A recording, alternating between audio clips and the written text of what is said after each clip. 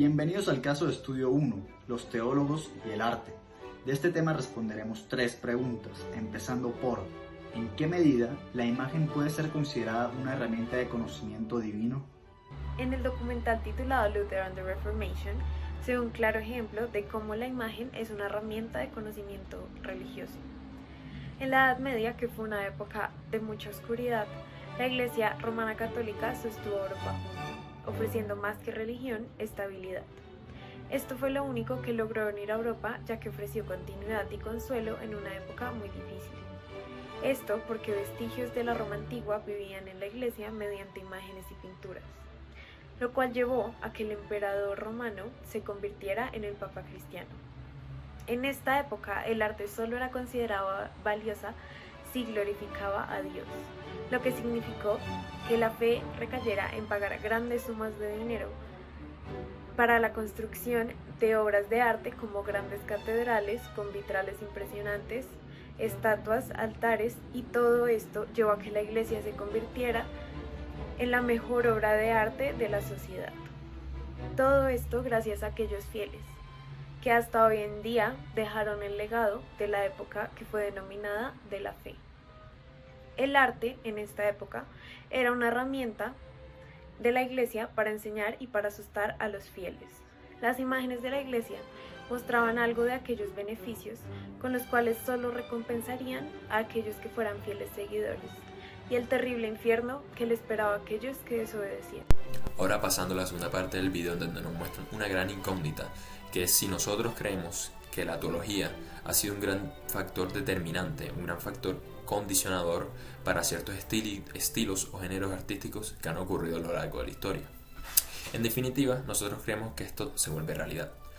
La fuerte influencia que tiene la teología y todo el estudio relacionado a esta sobre el arte es abrupta y se ha visto a lo largo de la historia en muchas partes distintas del mundo.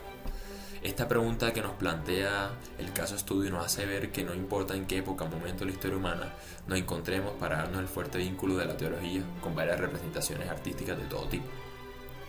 Una primera demostración que evidencia esto puede ser el vínculo de la teología y el arte durante el Imperio Bizantino después de la guerra iconoclasta, del cual nos habla en el video Pechacucha.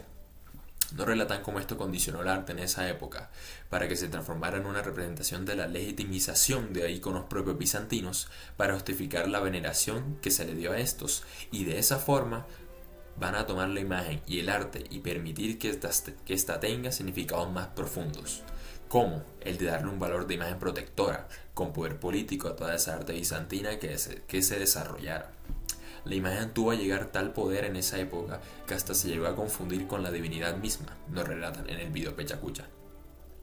Una segunda demostración que comprueba este condicionamiento hacia el arte de la teología pueden ser también las representaciones de Mahoma, de las cuales nos habla el autor Oleg Grabar en su escrito de Seeing and Believing, en donde nos habla de manera muy profunda y reflexiva sobre si las representaciones hacia el profeta Mahoma son permitidas en el Islam y las repercusiones que han traído estas a nivel mundial, tanto religioso como político.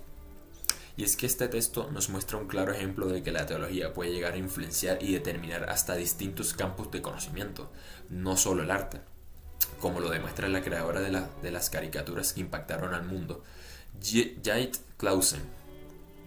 La representación artística no necesariamente tiene que ser sobre un lienzo. Lo importante es el mensaje que se quiera transmitir a través de tu obra artística, sea cual sea el medio que utilices para llegar a este.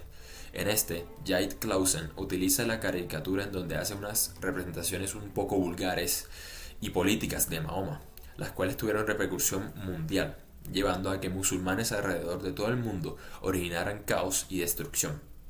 En comparativo a esto, el autor del escrito nos muestra otras vertientes artísticas, mucho más antiguas, aproximadamente por el siglo XV, que representaban a Mahoma de otra forma, de una forma más divina, más sutil, en donde al profeta Mahoma se le ocultaba la cara de tal forma que pareciera que llevase un velo, haciendo referencia a la singularidad y unicidad que significaba Mahoma para el pueblo islam.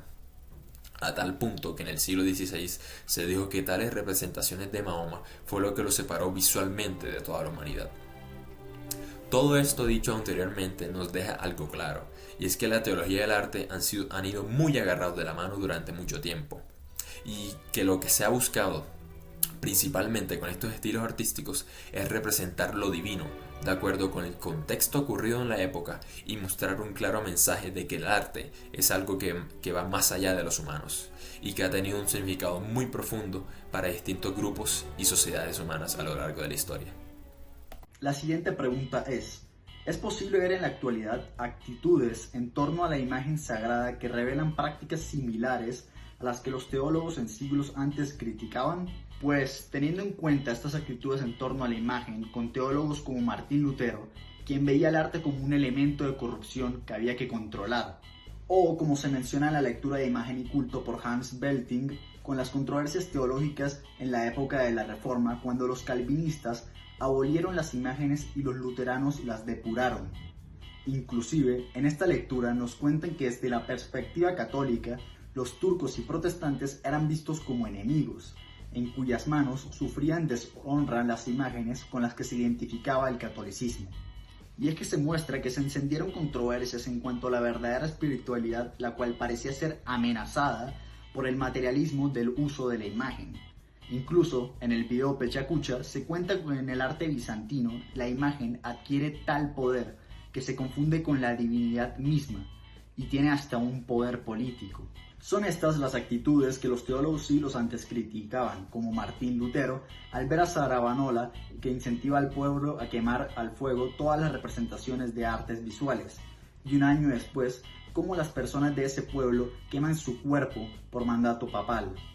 Estas cosas trajeron siglos atrás cosas como la Reforma Protestante. Y hablando de esta, también podemos incluir al famoso teólogo Juan Calvino, que por su parte opina frente a las imágenes sagradas que todo lo que los feligreses podrían aprender sobre Dios a partir de las imágenes es fútil e incluso falso. En ese sentido, ninguna imagen podría tener un valor pedagógico para los creyentes. Y teniendo todos estos aspectos en cuenta, en la actualidad todavía se pueden ver admiraciones constantemente frente a la imagen sagrada. Incluso, posiblemente esto sea una naturaleza del ser humano. Las imágenes son algo que desde los inicios de nuestra existencia los humanos nos hemos apegado e inclusive hemos dependido de ellas. Sin embargo, las prácticas en torno a la imagen sagrada, como las que los teólogos siglos antes criticaban, no consideramos que son clasificadas como mentalidades actuales. Quizá hay unos casos de esto, como la destrucción de artefactos artísticos hecha por los talibanes, pero estos actos no son algo constante en la sociedad actual, ya que estos en su mayoría son etapas tempranas de dichos pensamientos religiosos que se van disipando con el progreso de la religión.